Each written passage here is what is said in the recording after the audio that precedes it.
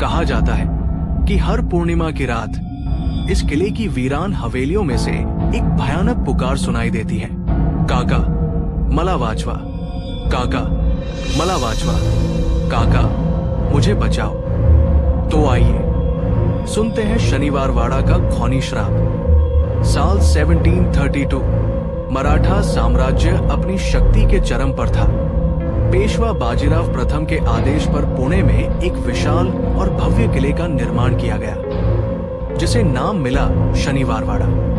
ये किला केवल एक इमारत नहीं था, बल्कि ये सत्ता, राजनीति और वैभव का केंद्र था।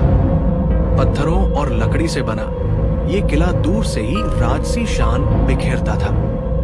ऊंची दीवारें, विशाल दरवाजे, भव्य आंगन और शानदार महलनुमा हिस्से इसे किसी स्वप्न महल से कम नहीं बनाते थे। लेकिन दोस्त, कहते हैं ना, जहां ज्यादा रोशनी होती है वहां परछाइयां भी गहरी होती है।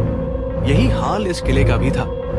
बाजीराव प्रथम के बाद पेशवा की गद्दी पर कई लोग आए और गए, लेकिन जब सत्ता की बारी आई नारायण राव पेशवा की, तभी से किले की दीवारों पर खून की लकीरें बनने लगी। नारायण राव पेशवा केवल 18 साल के थे।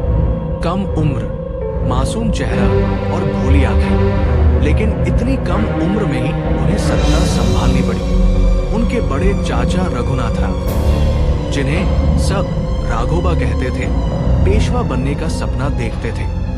मगर नारायण राव की मौजूदगी उनके सपनों के रास्ते की सबसे बड़ी दीवार थी। यहीं से शुरू हुआ सत्ता का खेल, जिसमें चाचा ने अपने ही भतीजे की जान की बाजी लगा दी। किले के अंधेरे कमरों में फुसफुसाहट शुरू हुई। राजनीति के मोहरे तैयार किए गए। रघुनाथ राव की पत्नी आनंदीबाई इस खेल की सबसे खतरनाक चाल चलने वाली रानी साबित हुई। कहते हैं कि नारायण राव और रघुनाथ राव के बीच कई बार बहस हुई थी। एक बार गुस्से में नारायण राव ने अपने चाचा को कैद करने का आदेश दे दिया। यही अपमान रघुनाथ राव और आनंदीबाई के दिल में जहर बन गया। आनंदीबाई ने अपने पति को उकसाया और एक साजिश रची। उन्होंने अपने आदमी से गुप्त संदेश भेजा, नारायण राव वाला पगडून आना, नारायण राव को पकड़ कर लाओ। लेकिन दोस्त, कहते हैं कि आनंदीबाई ने उस आदेश के शब्दों में एक हल्की सी चालाकी की। उन्होंने पगडून, पकड़ो की जगह मारून, मारो लिखवा दिया। और यही वो एक शब्द था जिसने एक मासूम पेशवा की जिंदगी छीन ली। साल 17